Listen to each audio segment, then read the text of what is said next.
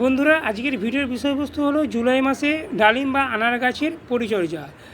আমরা আমাদের এই ডালিম গাছগুলো থেকে অনেক বেশি পরিমাণে ফুল বা ফল পেতে গেলে কী ধরনের পরিচর্যা করলে অনেক বেশি পরিমাণে ফুল পাবো এবং কি পরিচর্যা করলে ফুলগুলো সহজে ঝরে পড়বে না, অনেক কি পরিচর্যা করলে গাছগুলোকে অনেকটা বেশি ঝাগড়া করতে পারবো, তার সাথে সাথে কি খাবার দিলে আমরা ডালিম গাছগুলো থেকে অনেক বেশি পরিমাণে ফুল পাবো।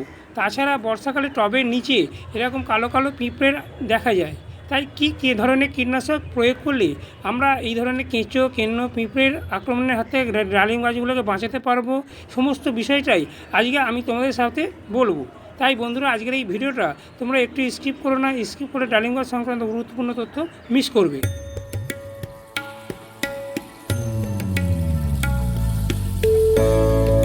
নমস্কার বন্ধুরা, সঞ্জয় হর্টিকালচার চ্যানেলে তোমাদের সবাইকে স্বাগত। বন্ধুরা, আজকে টাইটেল আর থাম্বনেল থেকে বুঝে গেছো যে আজকে আমি তোমাদের সাথে কি বিষয় নিয়ে আলোচনা করতে যাচ্ছি। বন্ধুরা, এখানে যে গাছটা দেখতে পাচ্ছ, এই ডালিম গাছটা আমার 7 থেকে 8 মাসের একটা গাছ। এই গাছটাকে অনেকটা বেশি ঝাঁকড়া করার জন্য এবং গাছ থেকে অনেক বেশি পরিমাণে ফুল ও ফল আনার জন্য কয়েকটা ছোটো ছোটো পরিচর্যা এই জুলাই মাসে অবশ্যই করতে হবে। এখানে যে ডালিম গাছটা দেখছো, এটা একটা গ্রাফটিংয়ের গাছ। গ্রাফটিংয়ের নিচ থেকে যেসব অবাঞ্ছিত ডালগুলো আসবে, সেই ডালগুলোকে কিন্তু একটা কাটারের সাহায্যে কেটে ফেলে দিতে হবে। তাহলেই কিন্তু ডালে মেন যে ব্রাঞ্চ, সেই মেন ব্রাঞ্চ থেকে অনেক ফুল আসবে এবং সেই ফুলগুলো হবে স্ত্রী ফুল। আর অবাঞ্ছিত যে রোগগ্রস্ত ডাল, সেই ডালগুলোকেও কিন্তু কেটে ফেলে দিতে হবে এবং এর সাথে সাথে কী হবে, গাছটা অনেকটা বেশি ঝাঁকড়া হবে এবং অনেক বেশি সংখ্যায় স্ত্রী ফুল আসবে। এবং নিচের দিকের যে পাতাগুলো আছে, সেই পাতাগুলোকেও কিন্তু কেটে গোড়াটাকে পরিষ্কার করে দিতে হবে। দেখো, এইভাবে আমি অবাঞ্ছিত যে ডালগুলো আছে সেইগুলোকে আমি কেটে ফেলে দিলাম। কাটা জায়গাগুলোতে একটা ফাঙ্গিসাইড অবশ্যই এই বর্ষাকালে লাগানো দরকার। এখানে আমি ফাঙ্গিসাইড হিসেবে হলুদ গুঁড়ো দিচ্ছি। তোমরা হলুদ গুঁড়োর জায়গায় যে কোনো ফাঙ্গিসাইড কাটা জায়গাগুলোতে এই বর্ষাকালে লাগিয়ে দেবে। ডালিম গাছ ময়েস্ট মাটি মানে ভিজে ভিজে মাটি পছন্দ করে। দেখো, এখানে যে মাটিটা আমি ঢালা করছি এবং ভেঙে যাচ্ছে, মানে আমার মাটিটা ময়েস্ট আছে।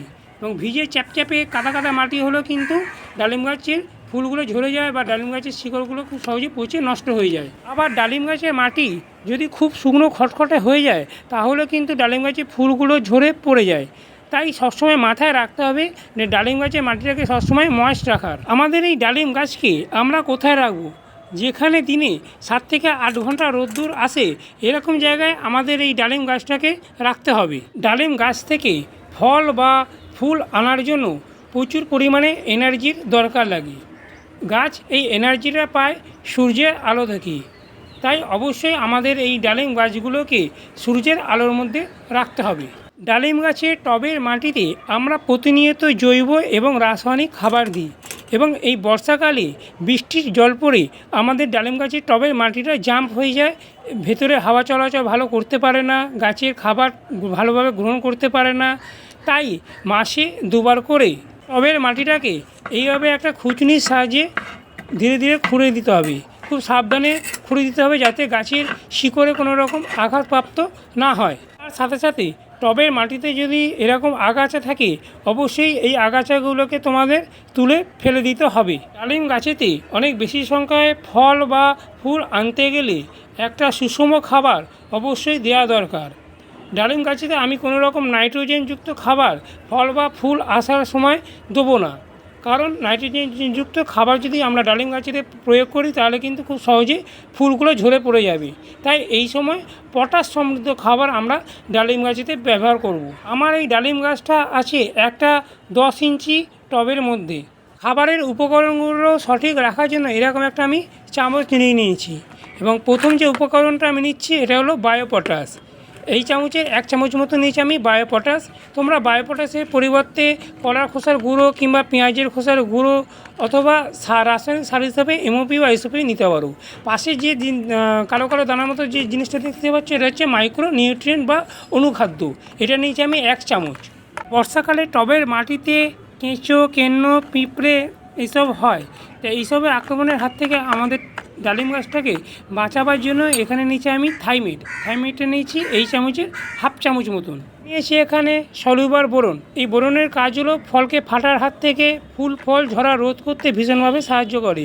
এই বোরনটা নিয়েছি আমি এই যে চামচ, এই চামচের হাফ চামচ। ক্যালসিয়ামের অভাব দূর করার জন্য এখানে নিয়েছি 1 চামচ হাড় গুঁড়ো।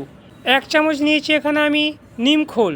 ফলের মিষ্টতা বাড়াতে, ফলের সাইজ বড় করতে এবং গাছের পাতাকে সবুজ রাখতে এখানে নিয়েছি আমি হাফ চামচ মতন ম্যাগনেসিয়াম সালফেট। আর নিয়েছি এখানে ফিশ মিল। এই ফিশ মিলটা তোমরা অনলাইনে সার্চ করলে পেয়ে যাবে। এই ফিশ মিলটা নিয়েছি আমি 1 চামচ। এই ফিশ মিলের মধ্যে থাকে প্রচুর পরিমাণে ফসফরাস, যা গাছেতে ফসফরাসের অভাব দূর করতে ভীষণভাবে সাহায্য করে। আর গাছের মাঝখানে যে পাতাগুলো হলুদ ফ্যাকাশে বর্ণ হয়ে যায়, এটা যে হয় আয়রনের অভাবের জন্য। তাই নিয়েছি এখানে আমি চিলেটেড আয়রন। এই চিলেটেড আয়রন নিয়েছি আমি এখানে হাফ চামচ। জৈব ফাঙ্গিসাইড হিসেবে এখানে নিয়েছি আমি ট্রাইকোডার্মা ভিরিডি।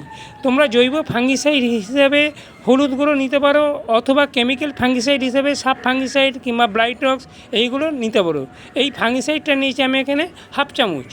এই সমস্ত খাবারগুলো গাছকে হজম করাতে সাহায্য করার জন্য এখানে আমি নিয়েছি 1 চামচ মতন হিউমিক অ্যাসিড। পুরো উপকরণগুলো একে অপরের সাথে ভালোভাবে মিশিয়ে টবের মাটিতে দিয়ে দেবো।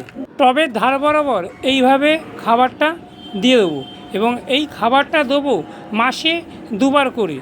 খাবার দিয়ে দেওয়ার পরে একটা কম্পোস্ট সার খাবারগুলোর উপরে একটা মালচিং করে দেবো। এখানে আমি দিচ্ছি 2 মুঠো মতন ভার্মি কম্পোস্ট। তোমরা ভার্মি কম্পোস্টের পরিবর্তে 1 বছরের পুরনো পচানো গোবর সার কিংবা পাতা পচা সার দিতে পারো। এই কম্পোস্ট সারের মধ্যে থাকে নানা রকম মাইক্রো ও ম্যাক্রো নিউট্রিয়েন্ট। খাবার দিয়ে দেওয়ার পরে টব ভর্তি করে এইভাবে জল দিয়ে দিতে হবে।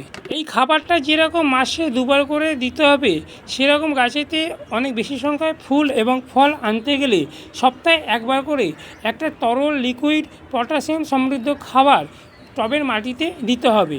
এই তরল লিকুইড খাবারটা দিতে হবে যখন সূর্যের আলো থাকবে, মানে রৌদ্রোজ্জ্বল আকাশ থাকবে। বৃষ্টি যখন হবে তখন কিন্তু এই তরল লিকুইড খাবারটা কখনোই আমরা টবের মাটিতে প্রয়োগ করব না। এখানে আমি 2 রকম তরল লিকুইড ফার্টিলাইজার নিয়েছি। একটা হলো কলা খোসার জল, আর একটা হলো পেঁয়াজের খোসার জল। এই দুটো তরল খাবারের মধ্যে কিন্তু প্রচুর পরিমাণে পটাশিয়াম থাকে। এই দুটো লিকুইড তরল ফার্টিলাইজার ঘুরিয়ে ফিরে সপ্তাহে 1 বার করে 10 ইঞ্চি টবের মাটিতে 500 ml করে দিতে হবে। তাহলেই দেখবে অনেক বেশি সংখ্যায় যেরকম ডালিম গাছেতে ফল আসবে, সেরকম অনেক বেশি সংখ্যায় ডালিম গাছেতে ফুলও আসবে। আমাদের ডালিম গাছেতে যখন অনেক বেশি সংখ্যায় ফুল আসবে, সেই ফুলগুলো যাতে ঝরে না পড়ে, তাই মাসে 1 বার করে প্ল্যান্ট গ্রোথ রেগুলেটর স্প্রে করা অত্যন্ত জরুরি। আমি আমার ডালিম গাছেতে যে প্ল্যান্ট গ্রোথ রেগুলেটর স্প্রে করি তা হলো মিরাকুলান। এই মিরাকুলান 1 লিটার জলে 30 ফোঁটা দিয়ে সকালের দিকে অথবা সন্ধ্যের দিকে যদি গাছের পাতাতে স্প্রে করে দেওয়া যায়, তাহলে গাছেতে ফুল ঝরে পড়ার যে প্রবণতা, সেটা লক্ষ্য করা যাবে না। মাসে 1 বার করে বোরন সমৃদ্ধ অনুখাদ্য গাছের পাতাতে স্প্রে করে দেওয়া অত্যন্ত জরুরি। এখানে আমি একটা বোরন সমৃদ্ধ অনুখাদ্য 2 গ্রাম 1 লিটার জলে গুলে সকালের দিকে অথবা বিকেলের দিকে আমি গাছের পাতাতে স্প্রে করে দিই। এর ফলে গাছেতে আমার কোনো রকম অনুখাদ্যজনিত অভাব লক্ষ্য করা যায় না। অনেক সময় ফাঙ্গাসজনিত কারণের জন্য আমাদের ডালিম গাছের কুড়িগুলো এভাবে ঝরে পড়ে যায়। তাই এই বর্ষাকালে মাসে 2 বার উন্নত মানের ফাঙ্গিসাইড গাছের পাতাতে স্প্রে করে দেওয়া অত্যন্ত জরুরি। পোকামাকড়ের আক্রমণের হাত থেকেই ডালিম গাছগুলোকে বাঁচাবার জন্য 2টো জৈব কীটনাশক ঘুরিয়ে ফিরে গাছের পাতাতে আমি স্প্রে করে দিই। একটা হলো কাকা, আর একটা হলো সুপার সোনাটা। এই 2টো কীটনাশক 1 লিটার জলে 30 ফোঁটা দিয়ে সন্ধ্যের দিকে মাসে 2 বার করে গাছের পাতাতে স্প্রে করে দিলে গাছেতে কোনো রকম পোকামাকড়ের আক্রমণ হবে না। বন্ধুরা, এটা ছিল ডালিম বা আনার গাছের পরিচর্যা সংক্রান্ত বিষয়ে আলোচনা। যদি আমার এই ভিডিওটা তোমাদের এতটুকু উপকারে লাগে, তাহলে অবশ্যই এই ভিডিওটাতে একটা লাইক দিও এবং চ্যানেলটাকে সাবস্ক্রাইব করে আমার পাশে থেকো। পাশে থাকা যে বেল আইকনটা, সেটা প্রেস করে দিও। প্রেস করে দিলে কী হবে, আমি যখন নতুন নতুন ভিডিও আপলোড করব, যাতে সহজে তোমাদের কাছে খুব তাড়াতাড়ি পৌঁছে যেতে পারে। সবাই তোমরা খুব ভালো থেকো এবং সুস্থ থেকো। নমস্কার।